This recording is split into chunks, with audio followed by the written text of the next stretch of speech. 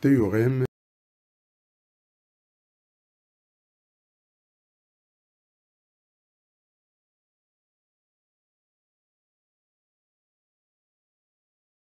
Épreuve du concours de physique pour l'année 2015 concernant la faculté de médecine de Oujda.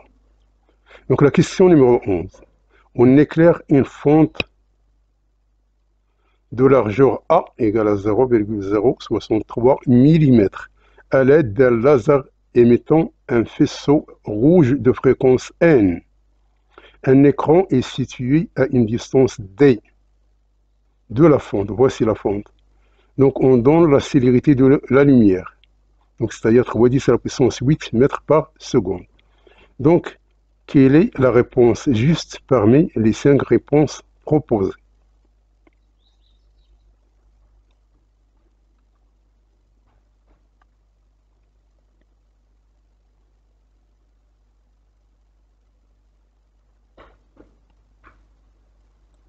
Donc voici le croquis. Ça c'est 2 L, c'est-à-dire ça c'est L et ça c'est L. Donc il faut convertir. Donc la fonte ici c'est A, il faut le convertir en mètres. On a D, elle est égale à 2 mètres. On a 7 égale à 3 10 à la puissance 8 et on a N, la fréquence est égale à 4,74 10 à la puissance 14. Donc il faut calculer d'abord lambda. Lambda est égal à 6 sur N, donc est égal à 6,33 10 à la puissance moins 7 mètres. On a θ, c'est-à-dire cet angle ici. Θ, elle est égale à lambda sur A. Donc on a lambda, on a A, donc on va trouver qu'elle est égale à 0,01 radian, et c'est pas 0,01 degré.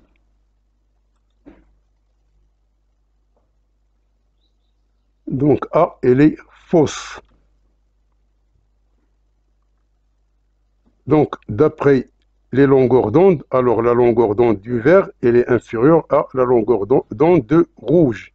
Donc comme lambda, elle est égale à θ fois A, donc lambda du vert inférieur à lambda du rouge entraîne θ du vert inférieur à θ du rouge. C'est-à-dire que B, elle est fausse.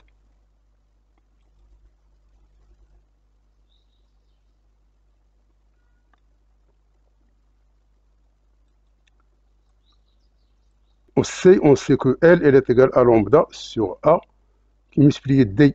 C'est pas 2L, parce que ici, c'est 2L. Donc ça, c'est L. Donc on a tangente de θ, elle est égale à L sur D. Et tangente de θ, puisque θ, il est petit, il est à peu près égal à θ.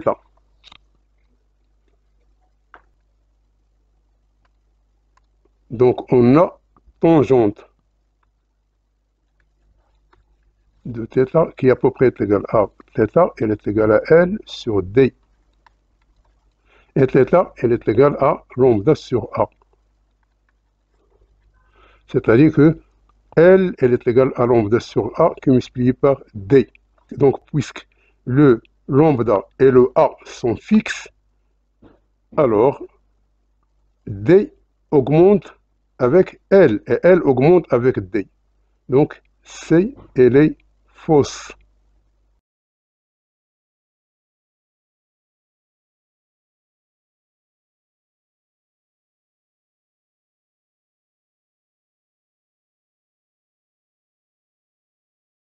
La question D, on a L est égal à lambda sur A qui multiplie D. Et la source laser est située avant la fonte. Donc elle est située avant la fonte. Voici la fonte. Donc cette question n'a pas de sens. Donc D, elle est fausse. Donc il n'y a aucune relation avec cette partie, avec cette partie. Tout simplement, ça c'est les rayons qui sont envoyés par la source du laser. Arrivés ici, il y a une diffraction, c'est-à-dire ils sont dispersés. Ici, ils sont rectilignes.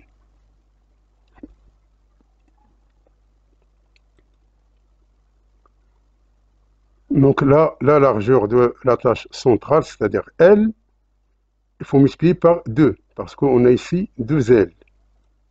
Donc c'est ça la tâche.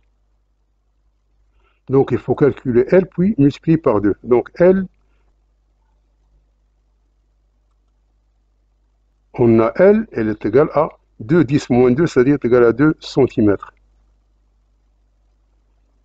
Donc, L, elle est égale à 2 cm. C'est pas la longueur de la tâche, mais c'est tout simplement L. L ici. Parce que la largeur de la tâche, c'est 2L. Donc, ce qu'on veut, c'est L. Donc, L, elle est égale à 2 cm, c'est-à-dire que E, elle est vraie. Donc, la réponse juste, c'est E.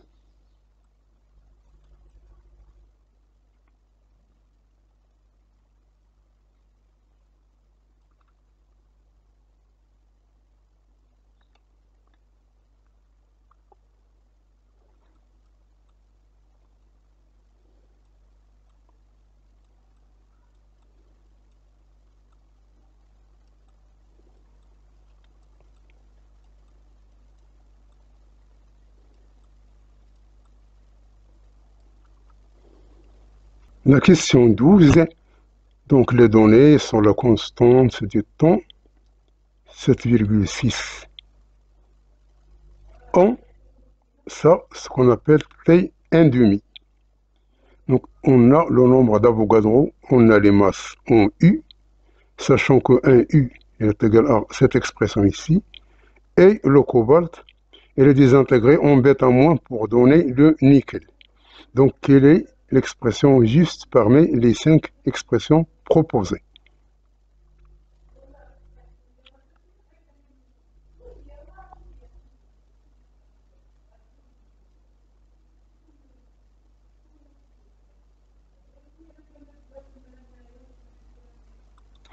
Donc, voici la masse de cobalt, voici la masse du nickel, voici les changements entre U et MEV par C au carré, voici T1 demi et voici T, ça c'est 15,81 ans, ça c'est posé dans la question C et dans la question D. Donc pour vérifier le A et le B, donc on a l'équation de la désintégration, elle est en bêta moins. Donc l'énergie libérée, c'est cette énergie plus cette énergie moins cette énergie, c'est-à-dire est égal à cette masse plus cette masse moins cette masse qui multiplie C au carré, et ces masses sont données en U. Donc on aura cette expression ici, puis on va multiplier par ce terme ici. On va trouver qu'il est égal à moins 2,28 MeV. Ce qu'on veut, c'est delta E par une mole de noyau.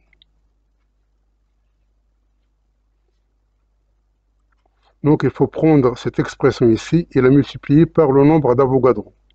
On va trouver qu'il est égal à cette expression ici. Donc ça, elle est différente de cette écriture et de cette écriture ici. D'où le A et B sont fausses.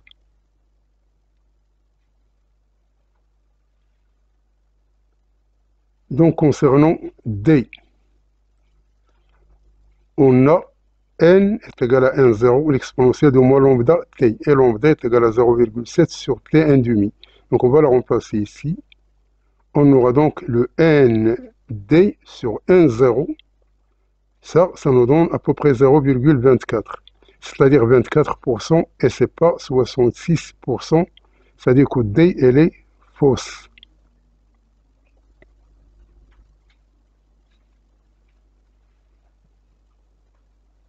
Donc le nombre désintégré, c'est 24% et non 66%. C'est-à-dire que D, elle est fausse. On a le nombre restant sur 1,0. Ce qui reste, ça c'est désintégré. Ce qui reste, c'est 1 moins 24%, c'est-à-dire 100% moins 24%. Donc ceci, ça nous donne 76%, et c'est pas 33%. C'est-à-dire que C, elle est fausse.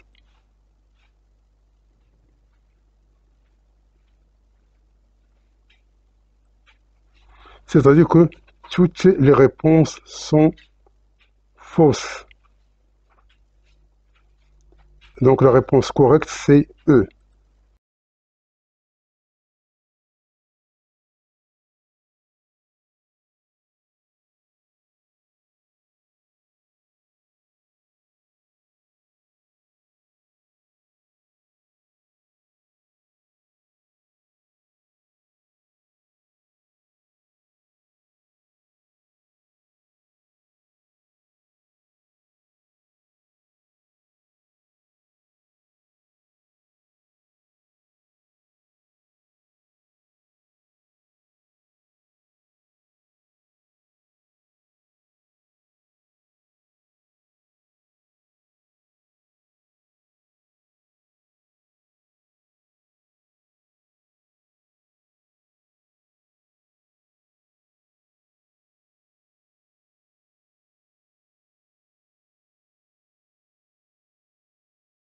La question numéro 13. Au cours d'un mouvement circulaire uniforme, le vecteur vitesse est constante.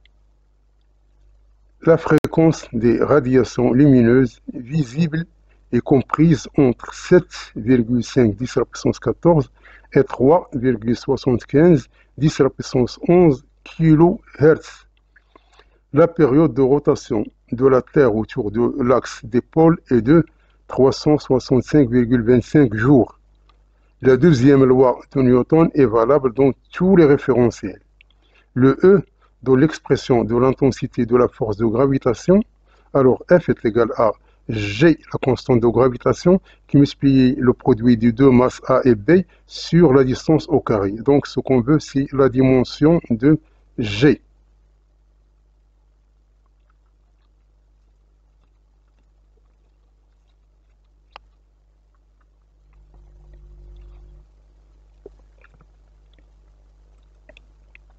Donc, dans un mouvement circulaire uniforme, alors le A n'est pas constante en direction. Elle change de direction du fait que dans la rotation, que la vitesse, elle est toujours tangentielle. Donc elle change la direction. Elle est tangente, c'est-à-dire elle est tangente. Donc ça c'est la vitesse. Elle est tangente, donc le A elle est fausse. Le B, on sait que la lumière visible, elle est comprise entre 4 10 à la puissance 14 et 8 10 à la puissance 14. C'est-à-dire B elle est fausse. Donc le A est fausse et B est fausse. La période de rotation est de 1 jour et c'est pas 365,25 jours. Donc la deuxième loi de Newton est valable uniquement dans les référentiels galiléens et c'est pas dans toutes les référentiels. Donc il reste le E. Donc le E, c'est tout simplement du calcul. Donc on sait que l'expression de F, c'est ça. C'est-à-dire que G, elle est égale à cette expression ici. C'est-à-dire on va multiplier par l'inverse. Donc F, elle est en newton. Donc le newton, c'est le kilogramme mètre seconde moins 2. Donc le kilogramme, donc c'est la masse, on représente par M. Et la distance, on représente par L. Et le temps, on représente par un T. Donc tout simplement, on va le remplacer ici, c'est-à-dire que ça c'est M, L, T moins 2, ça c'est L au carré, et ça c'est M fois M. Donc après simplification, on trouve cette expression ici. Donc la réponse correcte, c'est la réponse E.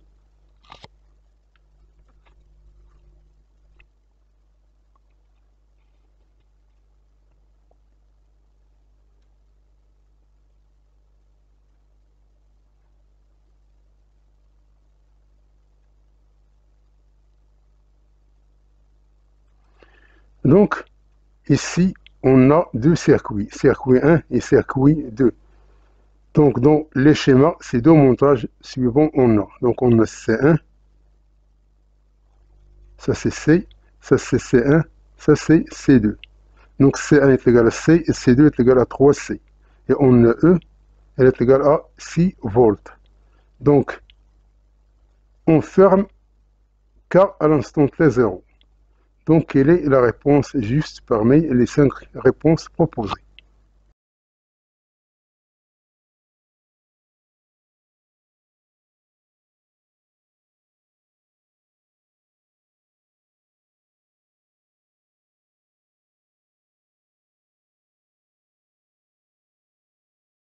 Donc voici, donc on a, ça ce sont les données.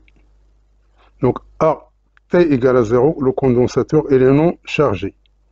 Donc le courant il est maximal, c'est-à-dire que A il est fausse.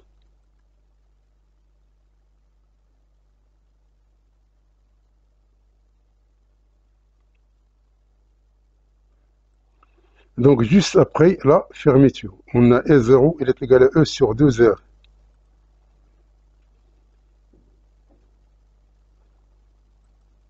Donc ceci nous donne 0,3 milliampères. et non 0,6 milliampères. C'est-à-dire que B, elle est fausse. Donc C, la charge finale dans le circuit 1, et Q, elle est égale à C1 fois E.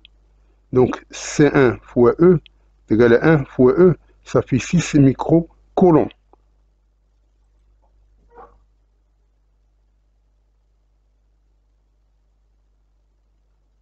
Donc la réponse C, elle est fausse. En régime permanent, on a E moins RI, E moins RI, elle est égale à UC, qui est égal à U1, qui est égal à U2, parce qu'on parle ici du circuit 2, ici. C'est-à-dire que la tension ici, elle est égale à cette tension ici. Et cette tension ici, puisque C1 et C2 sont en parallèle, c'est-à-dire ils ont la même tension ici. Donc on a E moins RI est égal à UC.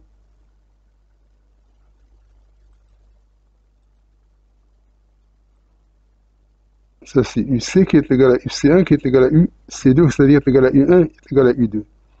Donc ceci nous donne, puisque ça est égal à 6, R est égal à 10 kilo ohm, c'est-à-dire 10 qui multiplie 10 à la puissance 3, c'est-à-dire 10 à la puissance 4, qui est multiplié par le I. Donc le I, on vient de trouver, qui est égal à 3, 10, moins 4. Donc ceci nous donne 3 volts. C'est-à-dire que ceci, il est différent de 2 volts. Donc la réponse D, elle est fausse.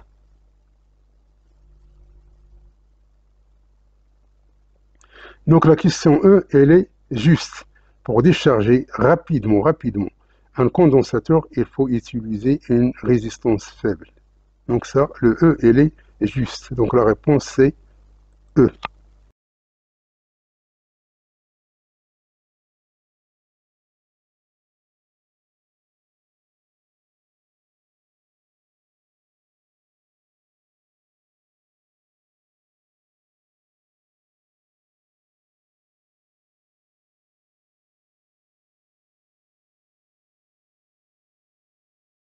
La question numéro 15.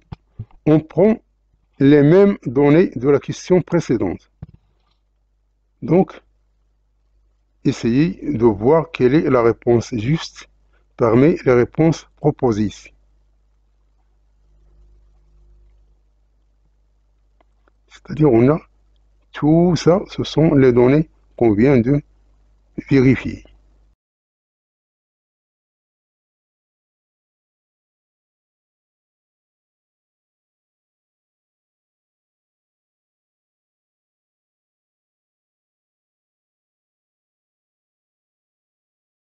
Donc, on a l'énergie emmagasinée dans le condensateur, c'est 1 demi, c'est 1 E au carré. Donc, c'est égal à 1,8, 10 moins 5 joules. Donc, le A, elle est fausse.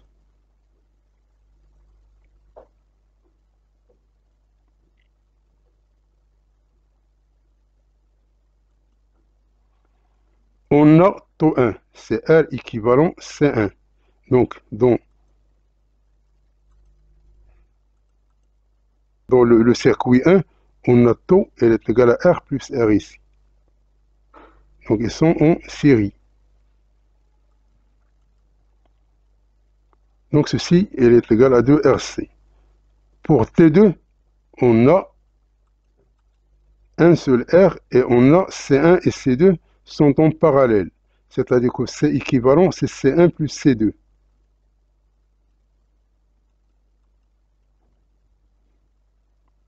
Il est égal à 4 RC. Donc D, elle est fausse.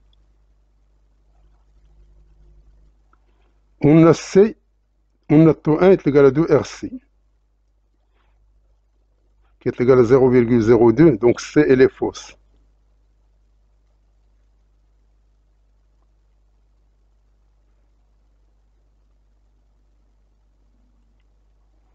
Concernant D, on a, puisque C1 et C2 sont branchés en parallèle, c'est-à-dire qu'ils ont même tension. Autrement dit, donc U1 elle est égale à Q1 sur C1 et U2 est égal à Q2 sur C2. Donc Q2 il est égal à C2 qui multiplie Q1 sur C1, donc C2 c'est 3C et C1 c'est un C. Donc ceci nous donne Q2 est égal à 3Q1. Donc ceci montre que le D elle est correcte.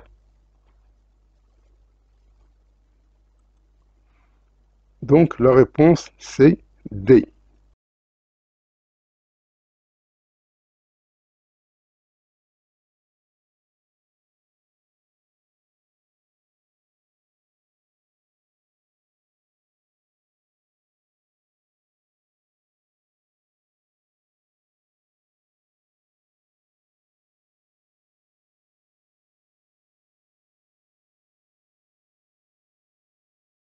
La question 16, donc le son audible a une fréquence comprise entre 20 kHz et 200 kHz, c'est-à-dire le son qu'on peut écouter. Dans un circuit RLC en série, peu amorti, la pseudo-période est égale à la période propre. C, les ultrasons, c'est-à-dire les sons les plus élevés, sont des ondes mécaniques. D, l'énergie de liaison d'un noyau d'hydrogène est de 8,3 MeV. Le E, la période des oscillations entretenues, dépend des caractéristiques du dispositif d'entretien.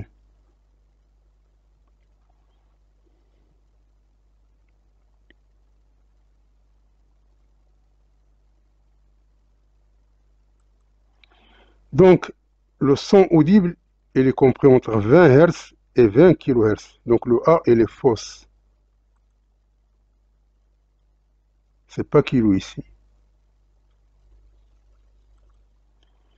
La pseudo-période, c'est-à-dire la période propre, mais elle est différente exactement. Donc, les deux périodes ne sont pas les mêmes. Donc, B, elle est fausse. C'est pas égal, mais à peu près égal.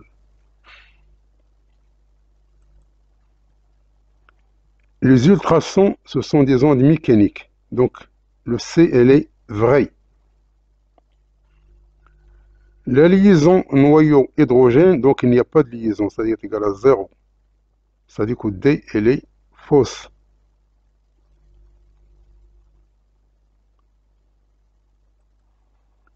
Donc la période des oscillations entretenues dépend du dispositif. Donc dans un circuit RLC, la période des oscillations électriques est donnée par la relation T est égale à 2 pi racine carrée de LC, où L est l'inductance et C la capacité.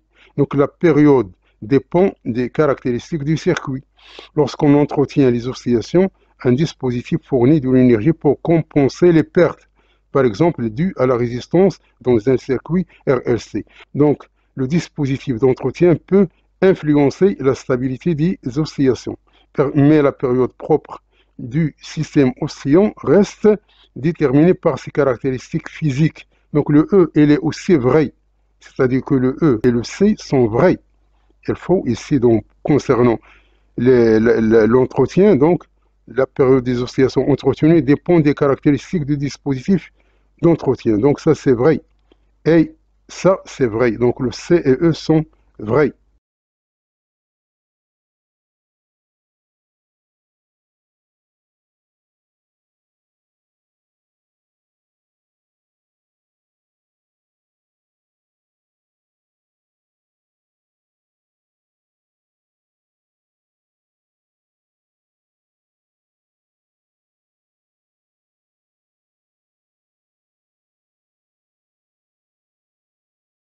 La question 17. Un oscillateur mécanique horizontal, c'est-à-dire ceci, il s'agit d'un ressort qui est lié à un support fixe et il est assujetti à se déplacer sur l'horizontale. Donc, sa masse, donc la masse accrochée ici, elle est de 160 grammes. Donc, ceci nous donne, donc, on choisit la position X qui est égale à XM sur 2, qui est la position où l'énergie potentielle, elle est nulle. Et on néglige les frottements. Donc, on a l'équation du mouvement, du x. Donc ici, ce sont des références. Donc on a choisi pour x qui est égal à xm sur 2. Donc l'énergie potentielle, elle est égale à 0. Donc, quelle est la réponse juste parmi les 5 réponses proposées ici?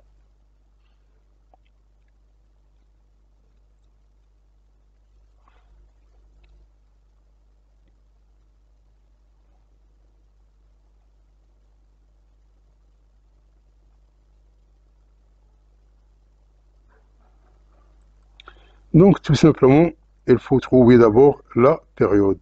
Donc la période, c'est cette distance ici ou bien cette distance ici. Donc cette distance ici est égale à 0,5 secondes. Donc T0 est égal à 0,5 secondes. On a xm, elle est égale à 2, puisque xm, donc xm c'est cette partie-là. Donc c'est cette distance. Donc on a deux carreaux, c'est-à-dire que ici on a un carreau représenté par 1,5. Donc les deux carreaux représentés par 3 cm. Donc la pulsation propre, c'est ici, c'est-à-dire de pi sur T0, qui est égal à racine carrée de K sur M. C'est-à-dire que K, elle est égale à cette expression ici. Donc, puisqu'on connaît le T0 et on connaît la masse, donc on peut en déduire à quoi est égal le K. Il est égal à 25 newtons par mètre. C'est-à-dire que le A et le B sont fausses.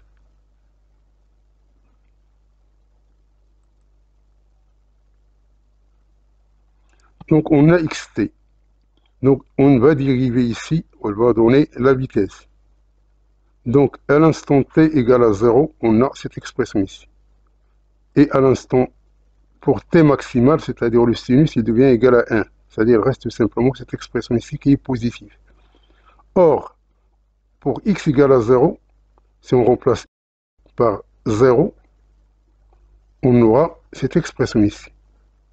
Et x pour 0, on voit ici qui est égal à moins 1,5. Donc xm, elle est égale à 3. Donc ça dit que cosinus de phi est égal à moins 1,5 sur 3 est égal à moins 1,5. C'est-à-dire que phi il est égal à 2 pi sur 3 radians.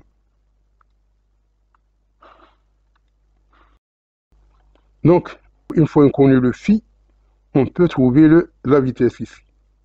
Donc tout simplement, on va la remplacer ici. On va trouver qui est égal à cette expression ici. Donc le module, elle est égal à cette expression ici. Donc ce qui montre que C, elle est fausse, mais D, elle est vraie. Donc le C, elle est fausse, mais la norme, puisqu'elle parle de la norme. La norme. Donc la norme, c'est-à-dire égale à 0,33. Ça, c'est la norme.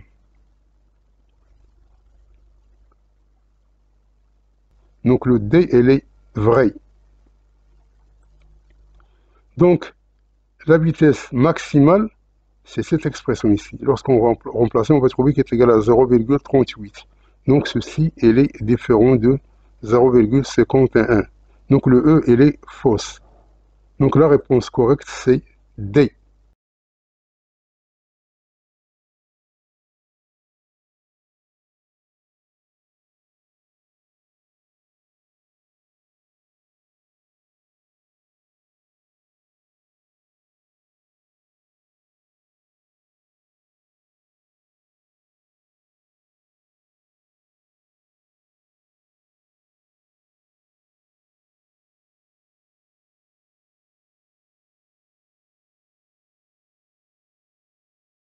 La question 18, c'est, donc on prend les mêmes données ici. Donc, quelle est l'expression qui est juste parmi les 5 qui sont proposées ici?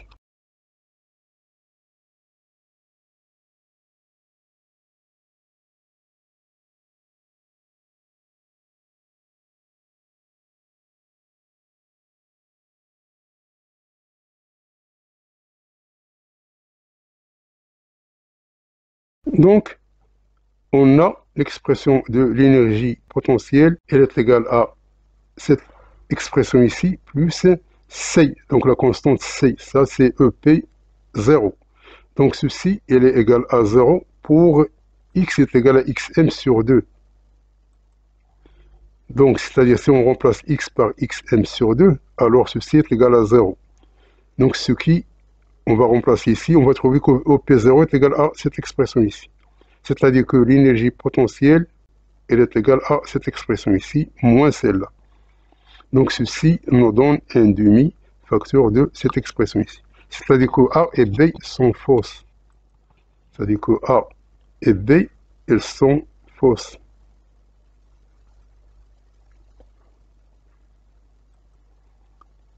Donc, l'énergie mécanique, c'est l'énergie potentielle, mais maximale. C'est-à-dire, ça, c'est-à-dire qu'il faut remplacer le x par x max. Donc, on réduit au même dénominateur, on va trouver qu'il est égal à 3 huitièmes k xm au carré. Donc, ce qui montre que C, elle est vraie. Donc, D, elle est fausse, et le E, puisqu'il y a une réponse, c'est-à-dire que le E, elle est fausse. Donc, il faut cocher la réponse C, qui est la réponse juste.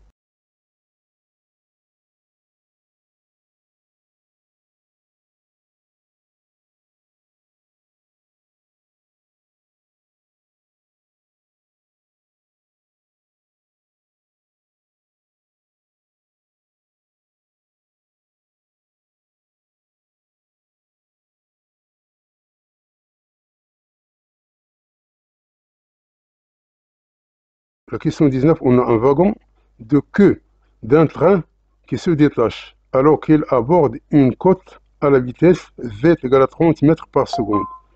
La masse du wagon et des voyageurs est de 170 tonnes. La voie fait un angle alpha qui est égal à 10 degrés avec l'horizontale.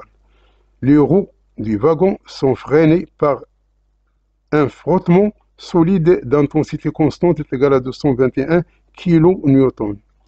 Une fois immobilisé, le wagon redescend. Donc elle monte. Une fois elle est immobilisée, c'est-à-dire elle s'arrête, elle rebrousse chemin. Donc on donne G. Donc les frottements solides sont représentés par une force qui s'oppose au mouvement, c'est-à-dire dans le sens contraire du mouvement. Donc quelle est l'expression juste parmi les 5 proposées ici?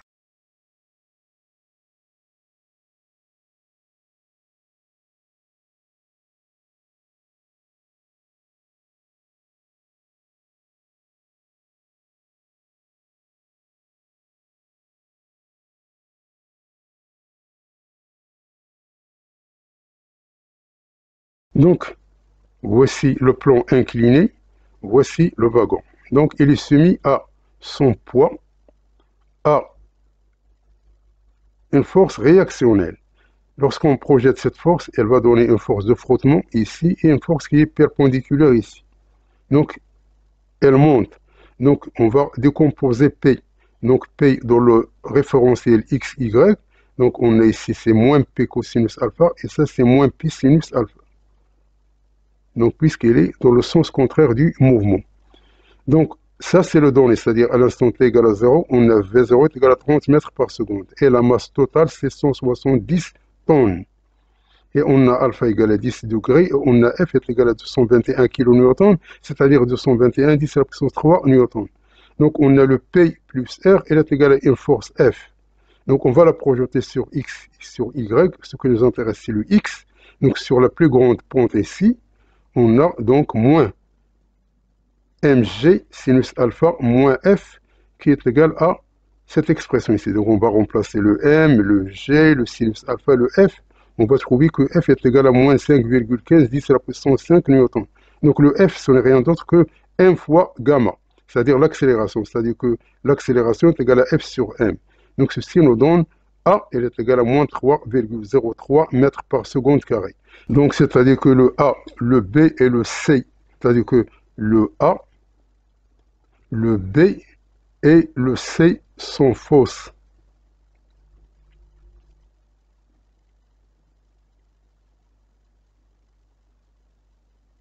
Ça, c'est C. Donc, le temps d'arrêt, on a, puisque le A il est égal à une expression, c'est-à-dire que le mouvement il est uniformément varié. Donc l'équation de la vitesse, c'est AT plus V à l'instant t égale à 0. À l'arrêt, on a ceci, il est égal à 0. C'est-à-dire que le t, il est égal à moins V0 sur A. Donc c'est-à-dire moins 30 sur moins 3,03 qui est égal à 9,9 à peu près est égal à 10 secondes. Ce qui est conforme avec D. Donc le E, elle est fausse. Donc il faut cocher la réponse D qui est la réponse juste.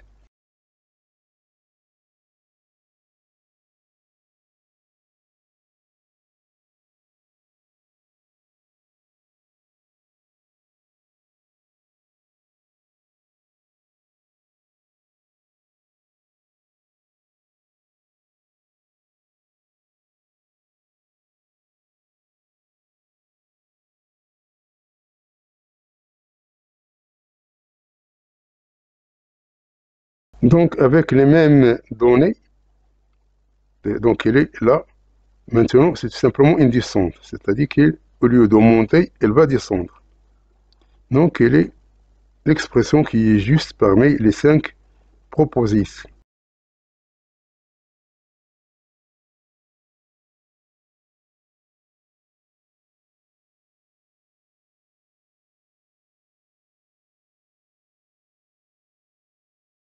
Donc on a toujours, donc ça c'est l'équation du mouvement, donc on projette sur la ligne de plus grande pente. Alors on aura ici, donc puisque maintenant le mouvement se fait dans ce sens ici. C'est-à-dire qu'on a mg sinus alpha moins f. Donc f elle est égale à m a, c'est-à-dire que a elle est égale à cette expression sur m. Donc elle est égale à cette expression ici. Donc avec une application numérique, ceci nous donne 0,4 mètres par seconde carré. C'est-à-dire que A, elle est fausse et B, elle est juste.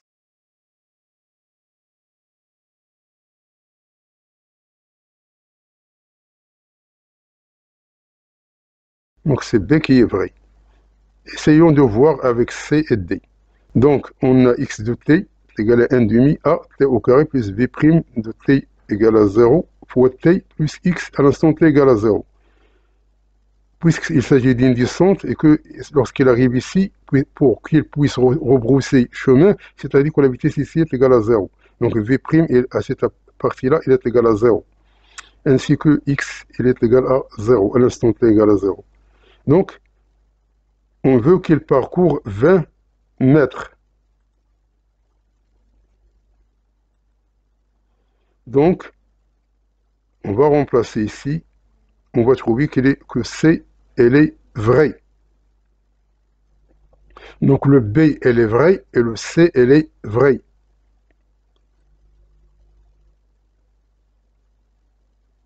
Donc la réaction normale, c'est tout simplement, on a ici, donc Rn, elle est égale à P cosinus alpha. Donc on remplace ici, on trouve qu'il est égal à 163,310 à la puissance 4, c'est-à-dire que le D, elle est fausse.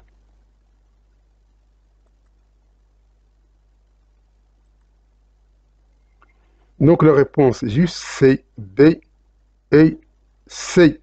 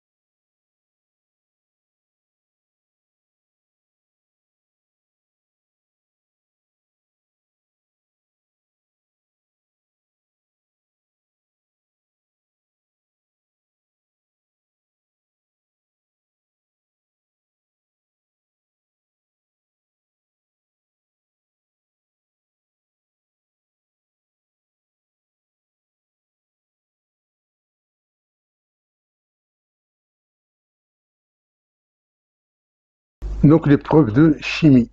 Donc la question 21. Les constituants essentiels du bronze sont le cuivre et le fer. B. Les constituants essentiels de la fonte sont le fer et de l'aluminium. C. Le pH d'une solution neutre est toujours égal à 7. Il est indépendant de la température. D. On dit que le dioxyde de carbone trouble l'eau de chaud. Ceci est dû à la formation du carbonate de calcium. Toutes les affirmations sont fausses.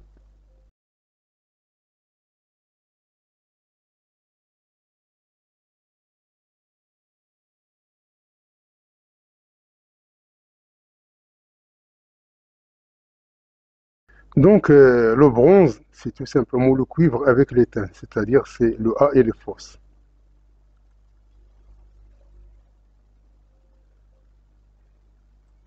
Le B, la fonte, c'est le fer plus le carbone, donc le B, elle est fausse.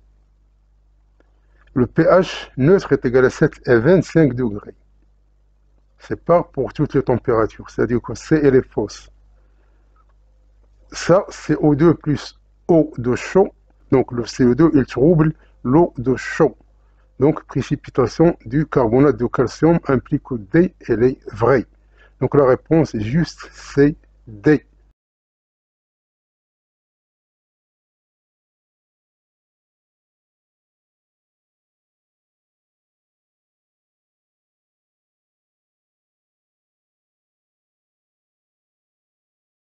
La question 22, on réalise un mélange équimoléculaire, c'est-à-dire même composition, de méthane, d'éthyle et d'eau, dans les conditions expérimentales déterminées.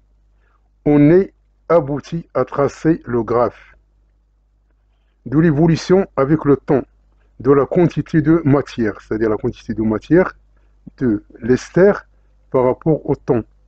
Donc voici la courbe d'évolution. Donc quelle est la réponse juste parmi les 5 réponses proposées?